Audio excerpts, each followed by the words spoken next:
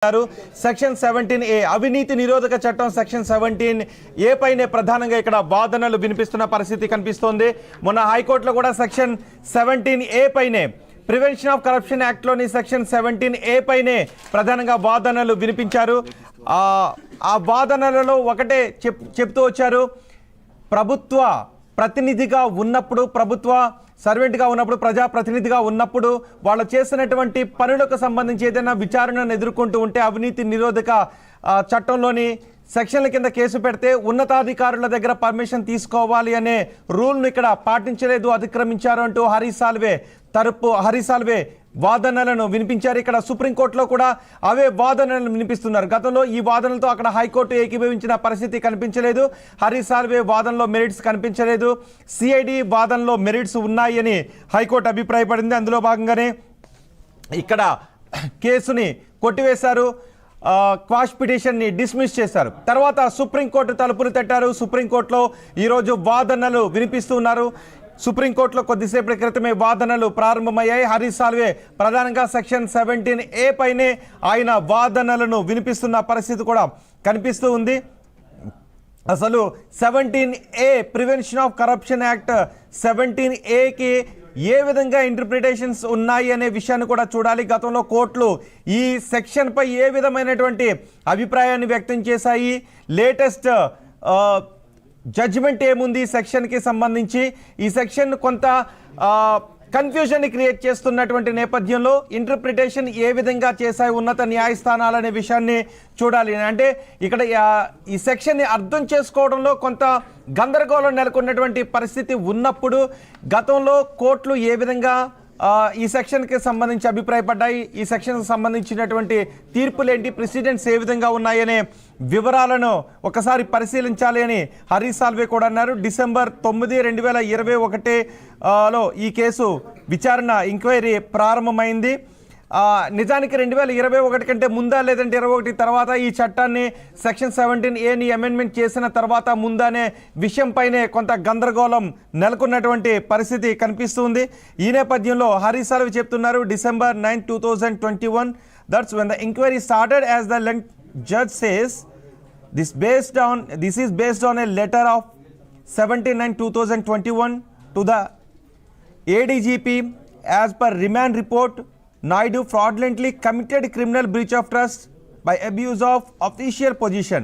ఒక ఉన్నత స్థానంలో ఉండి ప్రభుత్వాధినేతగా ఉండి ప్రజాప్రతినిధిగా ఉండి అవినీతికి పాల్పడ్డారు అంటూ ఇచ్చినటువంటి లెటర్కి సంబంధించినటువంటి వివరాలను కూడా ఇక్కడ హరీష్ సాల్వే మాట్లాడారు.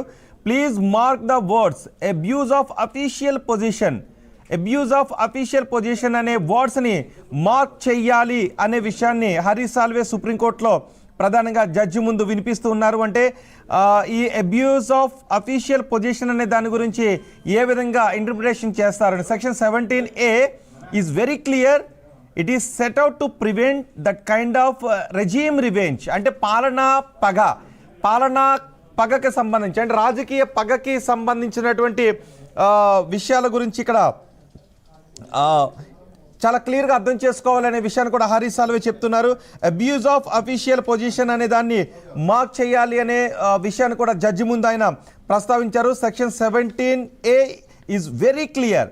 It is set out to prevent this kind of regime revenge. ఎక్కడైతే పాలనాపరమైనటువంటి పగ ఉంటుందో, అంటే గతంలో ఉన్నటువంటి ప్రభుత్వాలు చేసిన తాలూకు పనులను నెక్స్ట్ టైం వచ్చినటువంటి ప్రభుత్వాలు వాటిని తమకు అనుకూలంగా ఉపయోగించుకోవాలని, కక్ష సాధింపుకి ఉపయోగించుకోవాలని అనుకుంటూ ఉన్నప్పుడు అలాంటి వాటికి ఆస్కారం లేకుండా ఈ సెక్షన్ని అమెండ్ చేశారు అనే విషయాన్ని కూడా చెప్పారు. జస్టిస్ త్రివేది కూడా అన్నారు, but the offence relates to 2005 to 2006 before the 2018 amendment which introduced 17A అని జస్టిస్ త్రివేది కూడా అంటున్నారు. But the offence relates to 2015, 2016. కానీ ఈ అఫెన్స్ 2016, 2015 సంవత్సరాల్లో జరిగినటువంటి అవినీతికి సంబంధించి, కానీ ఈ యాక్ట్ని 17Aని 2018లో అమెండ్ చేసినప్పుడు దీన్ని ఇంట్రడ్యూస్ చేశారు, సెక్షన్ 17A అని చెప్తున్నారు. ఇక్కడే చాలా ఆసక్తికరమైనటువంటి వాదనలు జరుగుతుంటుంటాయి. ఈ సెక్షన్ ఇంపోజ్ చేసినటువంటి ఉద్దేశం ఏంటి, ఈ సెక్షన్ ఎందుకు తీసుకొచ్చారు అన్నదాన్ని అంటే లా మేకర్ యొక్క ఇంటెన్షన్ ఏంటి అన్నదాన్ని మనము ఇక్కడ అర్థం చేసుకోవాలి. అంటే గతంలో ఉన్నటువంటి ప్రభుత్వాలు కానీ లేదంటే గతంలో ఇన్ఛార్జ్గా ఉన్నటువంటి అధికారులు కానీ ఏదైనా వాళ్ళ హోదాలో చేసినటువంటి పనులకు నెక్స్ట్ టైం వచ్చినటువంటి అధికారులు కానీ నెక్స్ట్ వచ్చినటువంటి ప్రభుత్వాలు కానీ పగ సాధింపు చర్యలకు పాల్పడకుండా ఉండే విధంగా పగ సాధింపు చర్యలను నిరోధించే విధంగా ఈ చట్టాన్ని తీసుకొచ్చారు అని ఇక్కడ చెప్తుంటుంటారు. కానీ ఇక్కడ మనకి ఈ చట్టాన్ని అమెండ్ చేసింది 2018లో అమెండ్ చేశారు.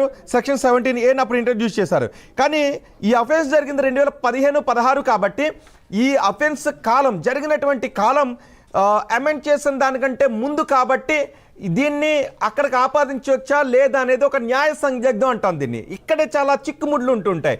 దీన్ని అక్కడికి ఆపాదించాలా లేదా అనే దాన్ని ఇంటర్ప్రిటేషన్ బట్టి ఉంటుంది. లాయర్ ఏ విధంగా జడ్జికి దాన్ని ఇంటర్ప్రిట్ చేస్తారు, లా మేకర్ యొక్క ఉద్దేశం ఏంటి, ఇది ప్రధానంగా పాలన పగ లేకుండా చూడాలి అనేటటువంటి ఉద్దేశం కాబట్టి ఒకవేళ దీన్ని మనం ఇంకో రకంగా కూడా ఇంటర్ప్రిటేషన్ చేసుకోవచ్చు. దాన్ని నాకు అర్థమయ్యేటటువంటి భాషలో చెప్తాను. ఒకవేళ ఇది 2015-16కు సంబంధించి ఉండి ఆ కాలంలో కనుక ఏదైనా జడ్జిమెంట్స్ వచ్చేసి కోర్టులో న్యాయస్థానాల్లో కనుక కేసు డిస్పోజ్ అయ్యున్నట్లయితే దీన్ని అక్కడికి ఆపాదించలేం. ఎందుకంటే అమెండ్మెంట్ చేసినటువంటి ముందు కాలంలో జరిగిపోయినటువంటి జడ్జిమెంట్స్కి సంబంధించి దాన్ని ఆపాదించలేము, అవి అయిపోతాయి. కానీ ఆ కాలంలో జరిగినటువంటి కేసును అమెండ్మెంట్ జరిగిన తర్వాత కనుక రిజిస్టర్ చేస్తున్నట్లయితే అప్పుడు కనుక విచారణ ప్రారంభమైనట్లయితే ఈ చట్టం ముందు ఈ అఫెన్స్ జరిగిందా లేదంటే చట్టం తర్వాత జరిగిందా అన్న దాంతో సంబంధం లేకుండా దాన్ని చట్టం అమెండ్మెంట్ తర్వాత కేసు రిజిస్టర్ అయింది కాబట్టి ఖచ్చితంగా దీన్ని తీసుకోవాలి అనే వాదనను కూడా బహుశా న్యాయవాది అక్కడ వినిపించే అవకాశం ఉంటుంది. ఎందుకంటే లా మేకర్ యొక్క ఉద్దేశం కూడా అది. లా మేకర్ యొక్క ఉద్దేశం క్లియర్ కట్గా లేనప్పుడు ఇంటర్ప్రిటేషన్ అవసరం అవుతూ ఉంటుంది సదరు సెక్షన్కి సంబంధించి. సో ఇక్కడ జడ్జెస్కి వినిపిస్తున్నటువంటి వాదనలో, ఉన్నత న్యాయస్థానం ముందు వినిపిస్తున్నటువంటి వాదనలో హరీష్ సాల్వే దాన్నే ప్రధానంగా తీసుకొస్తున్న పరిస్థితి మనకి కనిపిస్తుంది. సో ఇది చాలా ఇంట్రెస్టింగ్ కేసు, మనకి అకాడమిక్ గా కూడా మనకి పనికొస్తూ ఉంటుంది. దీన్ని చాలా సమర్థవంతమైనటువంటి వాదన వినిపించే ప్రయత్నం చేస్తున్నారు. సిఐడి తరపు న్యాయవాదులు కూడా తమ వాదనని వినిపించే ప్రయత్నం చేస్తారు. ఇక్కడ మనకి ఎలా ఉంటుందంటే ఈ సెక్షన్లో నిజమే కదా అమెండ్మెంట్ జరగటానికి ముందు జరిగినటువంటి విషయాన్ని అమెండ్మెంట్ తర్వాత జరుగుతున్న దానికి ఎలా లింకప్ చేస్తారని. కానీ ఇక్కడే ఇంటర్ప్రిటేషన్ చాలా క్రూషియల్ రోల్ పోషిస్తూ ఉంటుంది.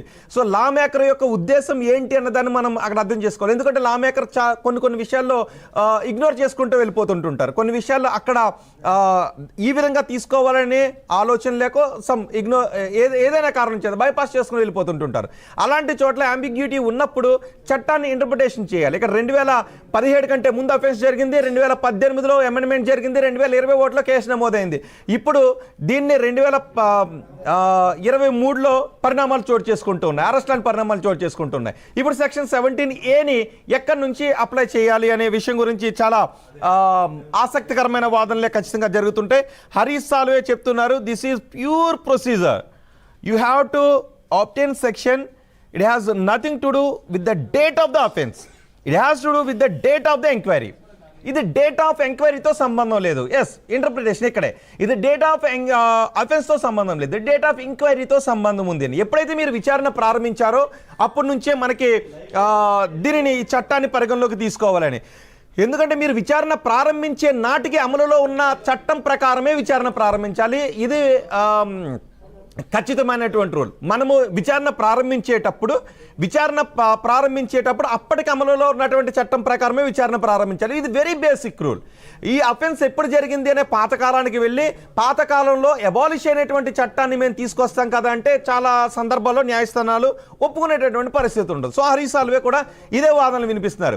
ఓకే, ఈ నేరం జరిగింది అని ఏదైతే సిఐడి ఆరోపిస్తోందో అది 2015-16కు సంబంధించింది. కానీ 2018లో చట్టాన్ని అమెండ్ చేసేసారు. సో ఎప్పుడు కూడా మనం ఏం చేస్తామంటే మనకు ఒక కంప్లైంట్ వచ్చిన తర్వాత ఆ కంప్లైంట్ నేచర్ ఏంటి అని మనము అప్పటికి అమల్లో ఉన్నటువంటి చట్టం పేజెస్ మనం తిరిగేసి చూస్తాం. అప్పటికి మనకి చట్టం ఏదైతే కనిపిస్తుందో దాని ప్రకారమే విచారణ మనం చేస్తుంటాం. అక్కడ కూడా క్లియర్గా రాసి ఉంటుంది.